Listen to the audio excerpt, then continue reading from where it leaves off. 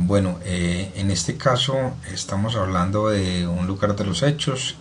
La agente de tránsito llega al lugar de los hechos y encuentra tres vehículos en la vía, ¿cierto? Y encuentra tres vehículos, estamos hablando de un accidente de tránsito, tres vehículos, un choque múltiple, y entramos a analizar entonces cómo va a ser el método de fijación, qué método de fijación voy a utilizar y de qué forma lo voy a utilizar.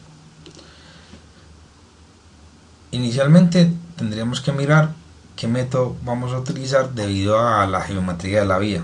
Aquí les aconsejo yo, hagámoslo en coordenadas cartesianas, porque como ya lo hemos visto, ya tengo un eje creado que es el eje X, el eje por donde me voy a desplazar.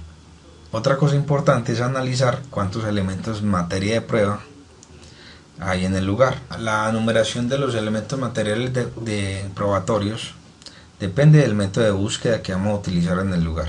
Podemos empezar en sentido norte-sur, sur-norte, dependiendo pues la ubicación del agente, del investigador, o de qué forma vamos a hacer el barrido de la zona, el análisis de la zona. Recordemos que el accidente de tránsito se compone de tres fases: fase de percepción, fase de decisión y fase de conflicto. Unos autores hablan de la cuarta fase, que es la posición final. Aquí lo que estamos observando es la posición final de los vehículos. Cuando vamos a iniciar haciendo la numeración de los elementos, bueno, entonces me preguntan, Mauro, entonces ¿cómo numeramos los elementos? ¿Cómo numeramos los vehículos? De atrás para adelante, de adelante para atrás. Y les recuerdo entonces, eso depende del método de búsqueda que vamos a utilizar. En este caso, vamos a empezar a numerar los elementos materiales probatorios de adelante para atrás. Para efectos del ejercicio, entonces, este sería el elemento materia de prueba número 1. El primer vehículo, tipo autobús, de color rojo.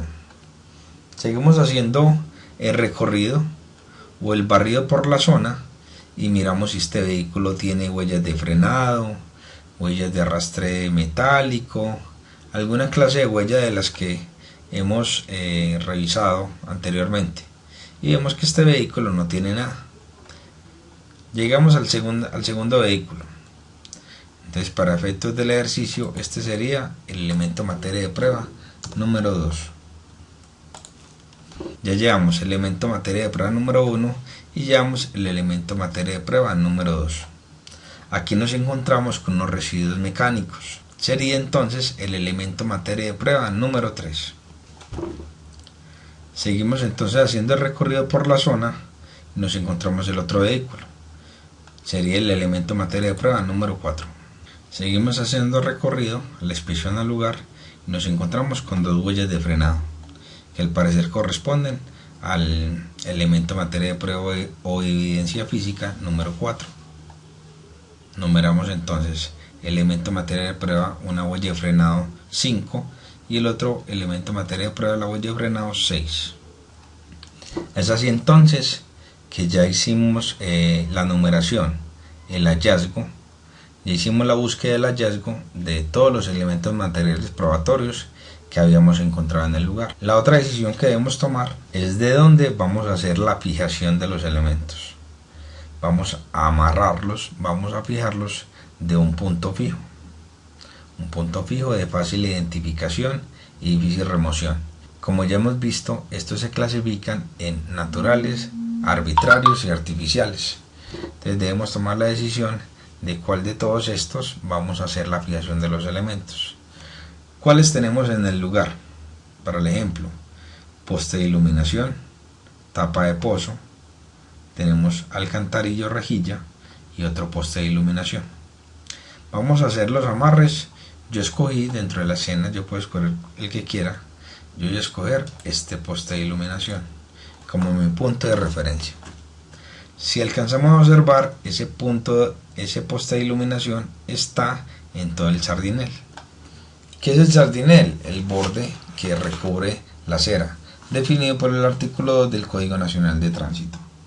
Elemento de concreto, asfalto u otros materiales para delimitar la calzada de una vía. Entonces, como este poste lo encontramos precisamente en todo el borde del sardinel, para nosotros ese punto será el punto de referencia. Bueno, ya decidimos el punto de referencia, ya hallamos los elementos materiales probatorios. Entonces vamos a hacer los amarres en coordenadas cartesianas. Lo otro que sigue entonces es definir el punto donde vamos a hacer la fijación, el punto donde vamos a llevar la medida. Entonces, como este es mi punto de referencia, yo me voy a desplazar por el eje X y voy a buscar la medida en Y, que es lo primero que me encuentro entonces de los elementos materiales probatorios para fijar la huella de frenado, el inicio de la huella. Entonces ese va a ser el punto 1. ¿Qué me sigo encontrando entonces? El otro inicio de la huella va a ser el punto 2.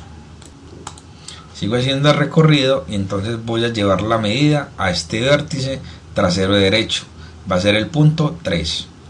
Sigo haciendo el recorrido entonces y me encuentro con el vértice delantero derecho, que va a ser entonces el punto 4, y así sucesivamente por todos los vértices. Entonces sería este el punto 5, los residuos el punto 6, el vértice delantero el punto 7, el vértice trasero del vehículo tipo bus entonces sería el 8, y el vértice delantero del vehículo tipo bus entonces sería el 9. Así tendría entonces numerado todos los puntos donde voy a hacer los amarres. Inicio de las huellas, aquí en los residuos y los vértices de los 3 vehículos involucrados en los hechos en materia de investigación. Ese número donde va, el 1, el 2, el 3, el 4, y así sucesivamente, ¿dónde van? Van aquí en el cuadro de medidas. Van en el cuadro de medidas. Aquí va a haber el punto 1, el punto 2, el punto 3, el punto 4, que son los mismos puntos que tengo aquí.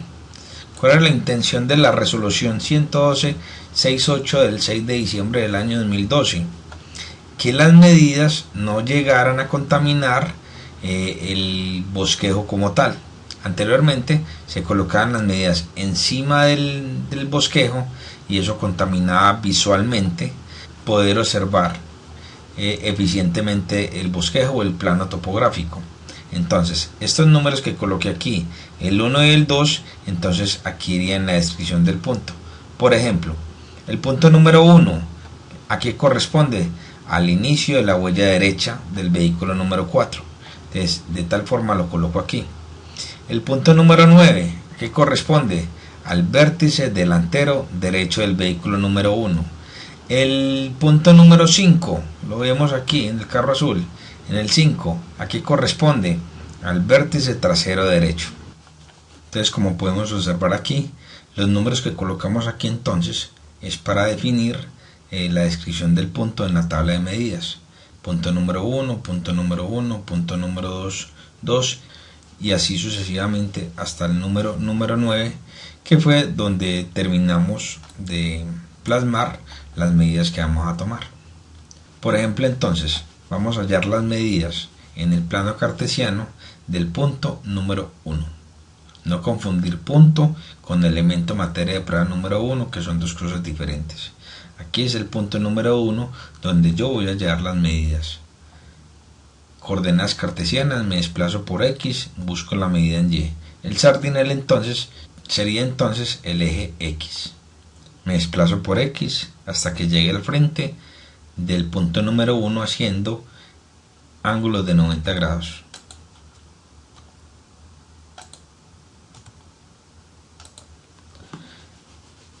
¿Qué quiere decir esto entonces? Desde el punto de referencia, que sería el punto 00, me desplacé por X 11.7 metros y en Y me desplacé 4.8. Esta coordenada como tal me da en la posición positiva. X a la derecha entonces es positiva, Y hacia arriba es positiva. Estas dos medidas, 11.7 y 4.8, irían entonces en el cuadro de medidas. Las dos medidas que tomamos allá en el eje X y en el eje Y entonces sería 11.7 y 4.8. ¿Qué es el punto 1 entonces del plano? El inicio de la huella de frenado. Como ya lo estamos haciendo en coordenadas cartesianas, entonces en la tabla de medidas selecciono los puntos X y Y. Con la idea de la tabla de medidas es que no hayan medidas precisamente dentro del plano, entonces vuelvo y borro las medidas que ya tomé. Tengamos en cuenta que siempre las medidas arrancan desde la posición 00, desde el punto de referencia. Vamos entonces a hallar las medidas del punto número 2.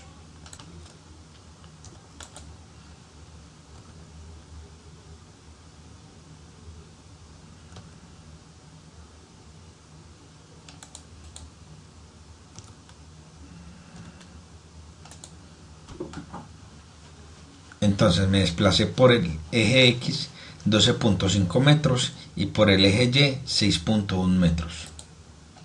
Esas medidas las plasmo entonces aquí en la tabla de medidas. El punto 2 corresponde entonces al otro inicio de la huella de frenado. La coloco aquí en la descripción del punto. Y así de una forma sucesiva me sigo desplazando por todo el eje X buscando siempre las medidas en Y, del punto 3, del punto 4, del punto 5, del punto 6, hasta que llegue al punto que habíamos señalado, el punto número 9. Y todas estas medidas las plasmo en la tabla de medidas. Lo que me desplazo por X y lo que me desplazo por Y. X y Y. Como lo dije, todas estas medidas me quedan positivas, ya que me quedaron en el cuadrante positivo. Entonces me dicen, Mauro, ya que estás mencionando lo del cuadrante positivo, entonces ¿qué pasaría si no tengo este poste a este costado, donde todas las medidas que tomaría me dan positivo? Supongamos que ustedes llegan al lugar de los hechos y no encuentran ese poste. Ahí, lo vamos a borrar. Solamente encuentran este poste a la derecha y esta rejilla como tal. ¿Cuál sería entonces para ustedes el punto de referencia? El punto de referencia entonces que tomaríamos entonces para el ejercicio sería la rejilla. Le voy a colocar un punto donde se va a tomar el punto de referencia. Vamos a hacer los amarres entonces. ¿Cómo quedarían los amarres del punto número 8? Es el mismo procedimiento. Me desplazo por X y busco la medida en Y. Los valores que me dieron entonces son 6.7 por X y 4.4 por Y. Estas fueron las medidas entonces que tomé del punto número 8, 6.7 por X y 4.4 por Y. ¿Qué podemos observar entonces en la medida que se tomó de X? Que como esa medida se hizo hacia la izquierda a partir del punto 0, ya X, el valor de X me da en negativo. Hay que tener en cuenta muy bien esto, porque no podemos cometer errores. Si usted está en el punto 0 y se desplaza hacia la derecha, el valor le da positivo. Pero como en esta ocasión me trasladé o me moví para la izquierda, el valor me da negativo, 6.7 en negativo. De igual forma se debe plasmar en la tabla de medidas 6.7 pero negativo. Ya si hacemos el amarre del punto número 9, vemos que nos desplazamos por X, nos desplazamos 2.3 metros y en Y nos desplazamos 4.4. Cuando consignemos esta medida de 2.2 en el cuadro de medidas, cuando el punto de referencia me queda, estamos utilizando esta rejilla, entonces debemos tener en cuenta que el movimiento o el desplazamiento de la medida fue a la derecha. En ese caso vamos a plasmar en la tabla de medidas ese 2.2 como una medida positiva y 4.4 que es la fijación en Y. También me podrá decir entonces, Mauro, supongamos que esa rejilla como tal no está en el lugar de los hechos y el único punto fijo que tenemos es esa tapa de alcantarilla. Entonces para nosotros sería el punto de referencia. Como lo ideal de este método de fijación es que usted se desplace por una línea que ya exista, por eso nos desplazamos por el sardinel. Es una línea que ya existe, es una línea que ya está trazada, es una línea que nos va a brindar seguridad al tomar las medidas. Como ese punto de referencia no está sobre el sardinel, tendríamos que inventarnos una línea que a partir de ese punto cubriera toda la escena. El problema de crear esa línea, tenemos dos problemas. Uno que nos va a quedar por toda la mitad de la escena, que nos va a dificultar la toma de medidas. Y dos, como nos toca inventar una línea, de pronto caeríamos en el error de que esa línea nos quedara torcida. Entonces ese punto de referencia, aunque sí lo podemos utilizar, tenemos que apoyarnos de otro punto para poder llegar al sardinel. Entonces este sería el punto de referencia. Tomamos una medida 90 grados desde el punto de referencia hasta el punto auxiliar. Ese sería entonces el punto auxiliar. Tendríamos entonces, para hacer el ejercicio, punto de referencia, la tapa de alcantarilla, y el punto auxiliar, la medida que hay desde la tapa de alcantarilla hasta la línea base, que sería el sardinel. Ahí sí nos podemos desplazar con seguridad para poder tomar las medidas que aseguremos un ángulo de 90 grados. Tengamos en cuenta que como vamos a movernos hacia el lado izquierdo, todas las medidas que tomemos, todas las medidas nos van a quedar negativas de esta forma. Entonces en la tabla de medidas, todas las medidas de X, tomando este punto de referencia, todas las medidas de X nos van a dar negativas. También podríamos encontrar el caso que llegamos al lugar de los hechos y no encontramos un punto de referencia artificial, es decir, no encontramos postes, no encontramos rejillas, no encontramos ningún punto que nos ayudaría o que nos va a ayudar a hacer la fijación de los elementos. Como en este caso, encontramos la vía y solamente encontramos los predios. Entonces usted me dirá, Mauro, ¿de los predios se pueden hacer los amarres? Sí, de los predios se pueden hacer los amarres. Entonces, ¿qué vamos a utilizar de los predios, de las casas que tenemos aquí para el ejercicio? La 7935, la 7937 y la 7939. ¿Qué puntos de esos predios nos pueden ayudar para que podamos hacer de una forma eficiente los amarres, las puertas, las ventanas, la numeración de la casa como tal? Les informo entonces que la única parte de la casa que difícilmente podría ser alterada es la unión de casa con casa, es decir, la pared o el muro que une las dos casas, llamados en zonas urbanas paramento.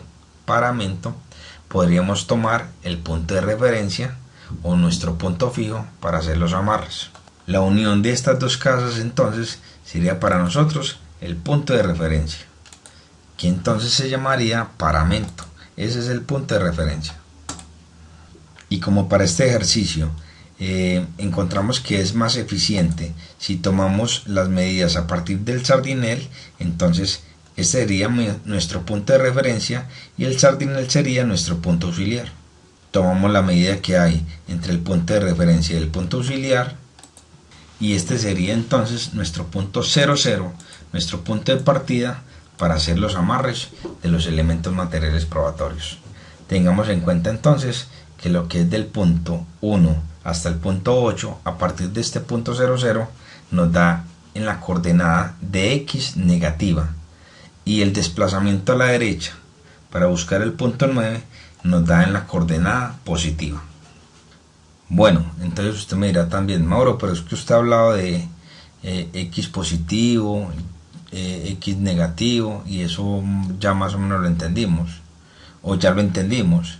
Si el punto de referencia es este, entonces todos los movimientos que hagamos a la derecha, depende de cómo esté dibujando, van a ser positivos y a la izquierda negativos. Cuando esté buscando entonces una medida en Y, si va hacia arriba es positivo, pero entonces en qué momento o en qué lugar me daría Y negativo. Entonces hagamos el ejercicio con ese cuerpo que encontramos aquí. Encontramos el cuerpo, vamos en la numeración 9, 10 y 11. Entonces vamos a fijarlo. Desde el punto 00 yo me desplazo por el sardinel y llego hasta el punto 10, que en este caso sería el pie de la víctima. La medida me dio 7.2 en X. Ese X, como el movimiento fue a la derecha, es positivo. Pero aquí el Y me cambió. El Y ya no va hacia arriba, sino va hacia abajo.